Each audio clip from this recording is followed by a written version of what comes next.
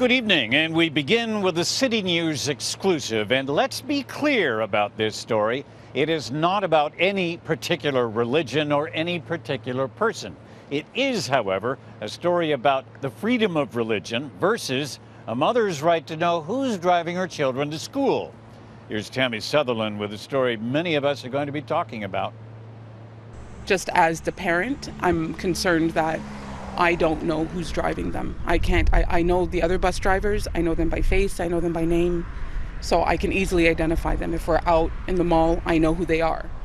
This is the only driver. I have no idea. A Toronto mother concerned that her young sons have been dropped off for weeks by a school bus driver whose face she has yet to see. The driver wears a niqab, a veil that some women in the Muslim community choose to wear to cover their faces. But Stacy doesn't think it should be worn while driving her 7-year-old son or her 4-year-old who has special needs. If anybody was masked, I'd be concerned that I can't identify who it is that's bringing them daily. Like, I don't know if it's the same person. I'm assuming it is. And she wants to make it clear it's about safety, not faith. It has nothing to do with religion or anything like that. It's just a matter that her face is covered. And if anybody's face was covered, I'd be concerned. But under the Ontario Human Rights Code, bus drivers, like any other employee in the province, must be reasonably accommodated when it comes to their religious faith, and that includes allowing them to wear religious clothing. And even though the niqab is sparking concern from one mother, others in the community say that in their experience, the niqab is widely accepted. I see where they're coming from, but I think they have really nothing to fear about, and they should be actually happy that they have a niqab-wearing woman driving for them. Afia has been wearing a niqab in Canada for the past 18 years. She doesn't know the bus driver, but says the concerns of impersonation or identity issues can be quashed by just having regular conversations with the driver. I think it's more the fear of what is behind, what the woman is going to be like, than who is going to be sitting behind the wheel. And when she gets to know her, that fear, I'm sure 100% is going to go away. The niqab that she's wearing is seen as an instrument of her oppression, and yet here she is going out and getting a job in the public space and doing something that is not a manifestation of oppression.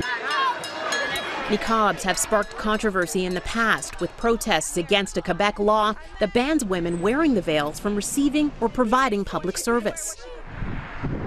Religious rights and security rights also collided in 2010, with allegations Air Canada failed to visually verify the ID of women who were boarding a flight in Montreal. But when it comes to this bus concern, legal experts say it does not qualify as a competing rights issue. I can understand the parent's concern, being a parent myself, but she does not have the right to tell a bus service company who they can and cannot have as drivers. We've tried to reach out to the school bus driver ourselves, but the bus company did not respond to the multiple calls we've made since last Wednesday. The school board confirms all drivers have their official ID displayed, and they've been thoroughly vetted no matter what religion they may practice. That little piece of cloth that's covering just that little piece of their face is not much of a hindrance at all to communication, and you very quickly get to see the person behind the veil. The school board has offered to speak with any parents who have concerns about their bus drivers, but say they can only reach solutions that are fair for all parties involved. A link to a recent study of women who wear niqabs in Canada can be found on our website, citynews.ca. Tammy Sutherland, City News.